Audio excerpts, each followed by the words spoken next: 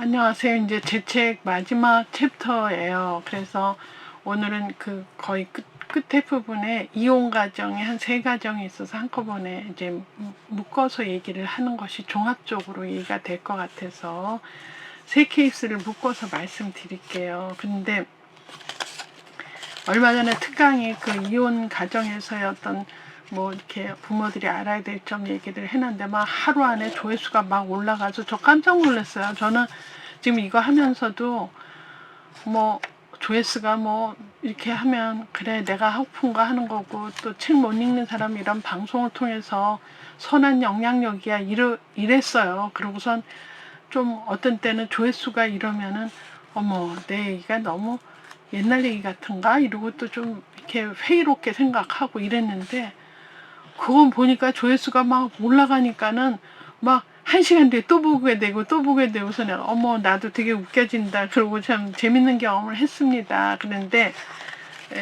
그게 아마도 점점 이혼한 가정도 많고 또 이혼하려고 지금 마음을 먹은 사람도 있고 아니면 결혼 생활을 해도 굉장히 힘든데 이혼하면 점점 애들이 더 힘들어지니 또 내가 이 사람이 얘기하는 것처럼 잘 따라할 수 있을까 이러고 또 보는 사람도 있는 것 같아요. 그래서 참 제가 또 많은 생각을 하게 됐는데 오늘 3케이스도 이제 부모가 이혼을 했는데 하나는 초등학교 5학년짜리가 뭐 또 이러고 하나는 사춘기 딸 하나는 중학생 아들 그러니까 중학생 이제 딸하고 아들 하나는 이제 초등학교 5학년 아들인데 이게 좀 이제 부모가 이혼을 했어요. 초등학교 5학년에는 뭐 때문에 자기가 1등 하면 우리 엄마 이혼해도 남들이 날 무시 못한다. 이런 이상한 무슨 틀을 만든 거야. 그러니까 이혼한 것 자체가 대단한 수치심으로 느껴요. 이 아들은. 그래서 내가 굳이 우리 엄마 아빠 이혼했어 소린 얘기는 미리 할 필요는 없지만 내가 전교 1등 하면 반에서 1등 하면 날 무시는 안 할 거야. 이렇게 이런 정서도 상당히 계속 가면 안 될 거라고 생각이 드는데 근데 사실은 일종의 방어 기제를 쓰는 거죠. 그 엄마 아빠 이혼한 거에 대한 수치심을 전교 1등 반에서 1등을 해서 그렇게 수치심을 가리고자 하는 일종의 방어 기제를 쓰는 거다. 근데 이거 사실은 1등 하기가 쉽지 않아요. Nope. 1등이 아무나 하는 건 아니잖아요. 자, 이래서 이게 사실은 오래 이어지기가 힘들다. 그래서 만약에 1등을 못해도 또 다른 방어 기제를 얘는 찾으래요. 그쵸? 얘는 찾고. 만약에 지금 천신만고 그때 1등을 한다 그래도 얘는 바로 클 수 있을까? 뭐든지 이렇게 출세지상으로 해갖고 이제 애가 좀 뭐랄까 편협된 인간상을 좀 만들 수 있다. 그래서 이렇게 큰다면 뭐 공부 에너지로 남들이 볼 때는 아이 그냥 냅둬 막 이상한 짓 하는 것보다 낫다라고 할지 모르지만 얘 실제로 느끼는 내면은 굉장히 공허하고 외롭고 그 수치심을 커버하고 싶고 뭐 이런 것들이 숨어 있는 거죠. 지금 그걸 보셔야 되죠. 엄마가 보시려면 어떻게 해야 돼? 얘기를 해야지. 애하고 얘기를 하고 그거가 어떤 느낌인지를 얘기를 서로 나눠주고 해줘야 되는 거지. 이렇게 해갖고는 난 이건 대답은 아니라고 생각이 들죠. 그래서 이제 공부 에너지로 철나게 할 수는 있지만 실제로 얘는 내면적으로는 외롭고 공허하다. 이제 이거 제가 속으로 울고 겉으로는 우아한 척 하는데 이게 전교 1등 한다 해도 이게 대답이 아니고 전교 1등은 사실 또 힘든 일이고 그래서 이런 경우에 그 적절한 엄마의 개입이 필요하고 끊임없는 대화로 애 마음을 좀 위로해줘야 된다. 이제 이런 생각을 합니다. 그래서 이제 이렇게 10대 자녀 애들은 이제 이혼이라는 사건 때문에 그 어떤 트렌드가 나와요. 제가 그때 특강 자료에서도 얘기했지만 그래서 여자애 같은 경우는 애 늙은이 같이 무슨 다 남자를 겪어본 것처럼 남자는 다 그래 뭐 그 사랑이 오래 가겠어 이런 얘기를 어머 쟤는 무슨 얘기를 저렇게 하지 할 정도로 이렇게 툭툭 이렇게 얘기하는 거는 좀 여자애들이 그렇게 얘기를 좀 하는다고 이제 연구에서는 얘기를 합니다. 또 남자애들은 그러진 않는데 이게 이렇게 여자 사귀는 걸 두려워한다든지 결혼율이 낮다 뭐 이런 얘기들이 이제 통계로 나오죠. 사춘기 딸 반항하는 사춘기 딸 이혼 가정인데 아주 엄마한테 굉장히 막 퉁퉁거리고 뭐라 그러면 말도 안 하고 그래서 이제 아빠가 없는 것 때문에 이게 정체성에 혼란이 왔다. 이렇게 저는 보고요. 이것도 애 안에 들어가 있는 그런 그 슬픔, 분노, 뭐 이런 거 있잖아요. 뭐 반항, 이런 것들이 일종의 주된 정서로, 걔가 자기 방어하기 위해서 이렇게 하지 않느냐. 이제 이런 생각을 해서 딸 같은 경우는 사실은 우리가요, 이게 폭력을 쓴다 하는 것은 이게 말이 되는 사람 폭력을 쓸 필요가 없어요.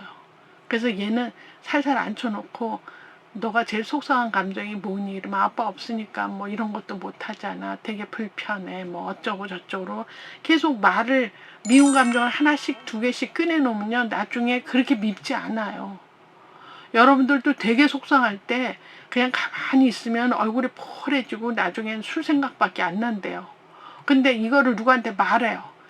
누구한테 막 전화해서 얘 너 말이야 내가 있자 아우 너무 속상해서 못 살겠어. 넌 어떻게 생각하니? 아우 난 정말 근데 걔가 또 바쁘다 그래서 얘 다음에 또 전화하자. 내가 나가야 돼. 오케이 끊고 약간 안 풀려서 또 어디다 전화해요. 전화해서 얘 있잖니 내가 이래갖고 속이 되게 상해. 얘 그래갖고 그리고 저러고 막 이랬어. 그러고 오전에 전화를 한 15통 해봐요. 그러면 낮에 되면 그 문제가 그렇게 심각하지 않아. 이미 얘기를 다 해버려서. 그런 걸로 정신가적으로 여자들이 이게 수다스러워서 정신가적으로 더 건강하대. 남자들은 그 짓을 못해서 동굴 속으로 들어가는 거죠. 문제를 더 복잡하게 만들죠.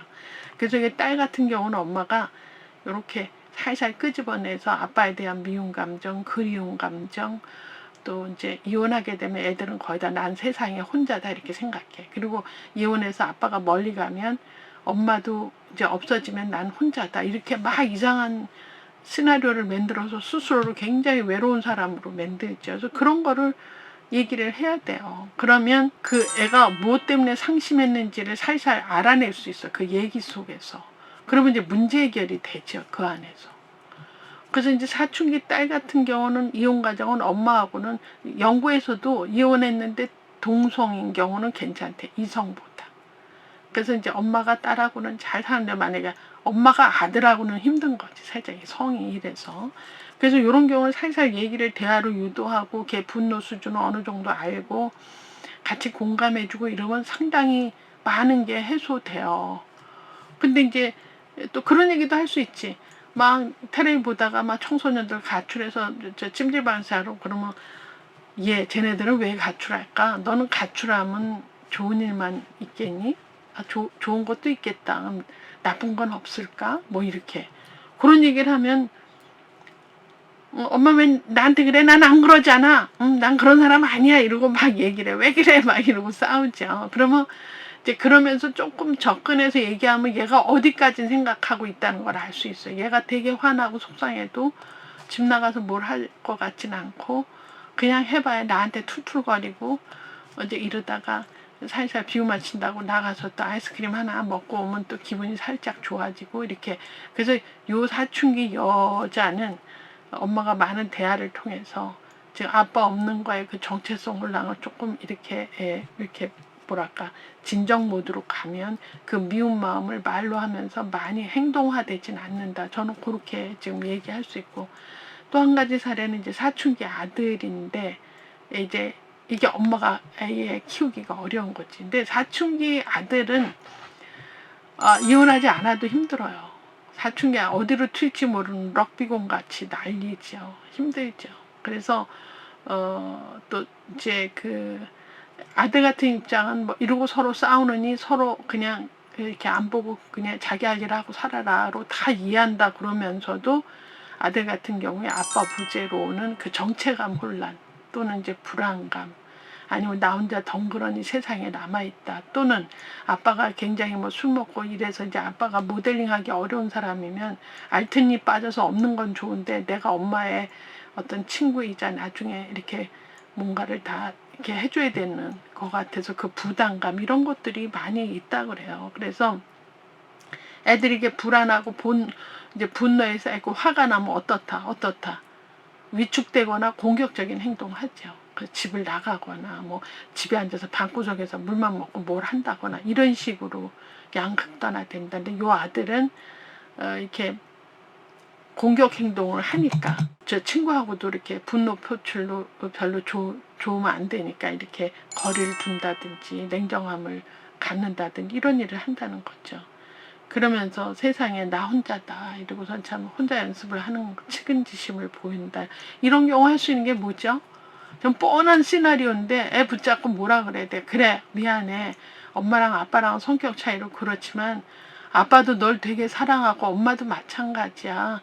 엄마는 계속 너 뒷배 봐주고 다 그래. 아빠도 그러는 사람이야. 아빠는 그런 사람 아니라고 생각하니 아빠가 널 사랑하고 엄마도 널 사랑하고 너한테 늘 오른판이 돼줄 거야. 이게 뻔한 시나리오인데 자꾸 얘기해야 돼. 그럼 맨 처음에 아들은 그만 얘기해. 됐어.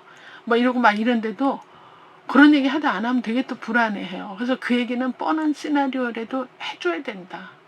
그래서 애가 혼자라는 생각이 안 들고 그 원래 가족은 그렇잖아요. 이렇게 가족끼리 대화에 사랑해, 사랑해, 너만 사랑해 이런 얘기 안 해도 그 가족 간의 대화 속에 사랑이 묻어나잖아.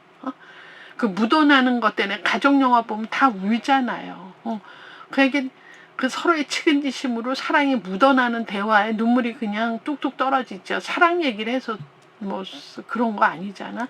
그러니까 이 아들하고도 그런 얘기를 자꾸 해서 이제 뻔한 얘기지만 해야 된다. 특별히 이제 아들 같은 경우 엄마가 이혼해서 뭐 직장을 얻어서 다닌다. 뭐 안 늦는데 계속 뭐 월요일도 늦고 화요일도 늦고 그럼 굉장히 불안해요. 엄마한테 남자가 생겼나 보다.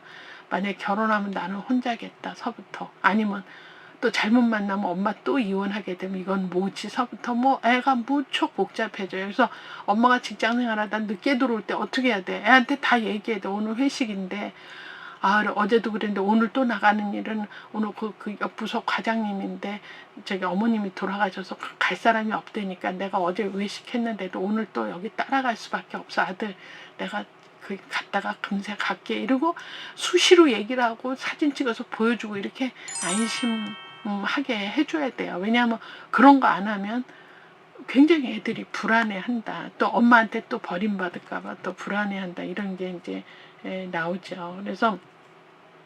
그래서 우리가 이제 사춘기 이상 애들을 청소년 그러잖아요. 청소년은 사실은 청년도 소년도 아니라 청소년 그래요.